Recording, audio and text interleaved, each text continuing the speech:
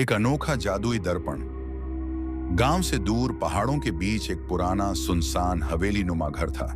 कहते हैं वह घर वर्षों से वीरान पड़ा था, लेकिन उसके बारे में एक अजीब सी कहानी प्रचलित थी। लोग कहते थे कि उस हवेली में एक जादुई दर्पण है जो सच और झूठ का भेद खोल देता है, लेकिन जो भी उसमें झूठ बोलता वह रहस्यमय तरीके से गायब हो जाता।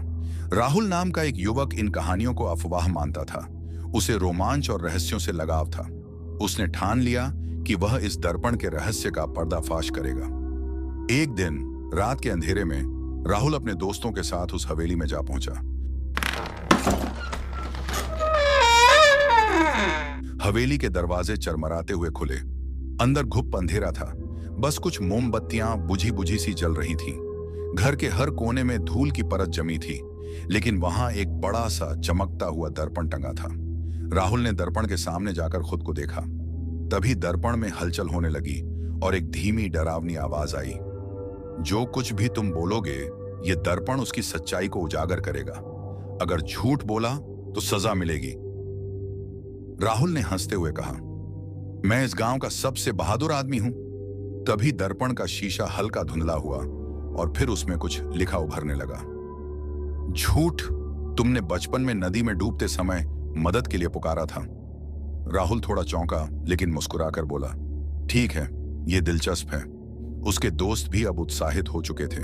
एक दोस्त ने कहा, मैंने कभी चोरी नहीं की। दर्पण में फिर से धुंधली छवि बनी और उभरा, झूठ, तुमने बचपन में पड़ोसी के बगीचे से आम चुराए थे। अब सभी थोड़े घबराए। मजाक मजाक में राहुल ने एक और बात कह दी, मुझे किसी से डर नहीं लगता। इस बार दर्पण में अचानक अंधेरा छा गया। हवेली की मोमबत्तियां बुझ गईं और एक ठंडी हवा पूरे कमरे में फैल गई। दर्पण में उभरा, झूठ, इस समय तुम्हारे दिल की धड़कन तेज हो रही है, तुम्हारे हाथ कांप रहे हैं। राहुल का चेहरा सफेद पड़ गया। तभी अचानक एक अजीब सी परछाई दर्पण के अंदर से निकलकर उसके पास आने लगी। उसके दोस्त डर के मारे हवेली से बाहर भाग निकले, लेकिन राहुल के कदम जैसे जमे रह गए थे। अगली सुबह गांव वालों को हवेली का दरवाजा खुला मिला, लेकिन राहुल का कोई पता नहीं था। उसके दोस्त कांपते हुए कह रहे थे, हमने अपनी आंखों से देखा, वह दर्पण के अंदर समा गया।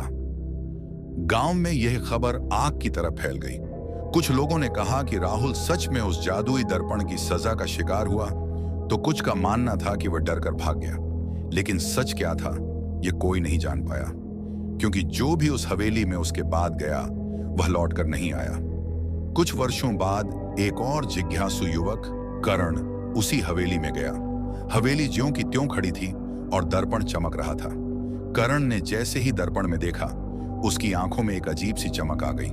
गांव वालों को अगली सुबह हवेली का दरवाजा फिर खुला मिला, लेकिन अब राहुल के साथ साथ करण भी गायब था। सवाल फिर से उठता है, क्या तुम सच बोलने की हिम्मत रखते हो?